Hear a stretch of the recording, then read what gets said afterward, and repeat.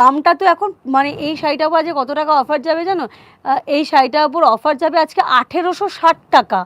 মানে তোমার একটা ভালো রকম ডিজাইনার কিন্তু এর উপর কাজ করে নিতে পারো, ঠিক আছে? আজকে আফটার ডিসকাউন্ট এটার রেঞ্জ থাকবে, এটা পিওরের শাড়ি যায়, সকলেই জানো, বিশাল পরিমাণে তোমরা প্রচুর ভালোবাসা দিয়েছো এবং কত যে রিভিউ তোমাদের আমি আমার পেজে দিয়েছি, তোমরা নিজেরাও সেটা দেখেছো।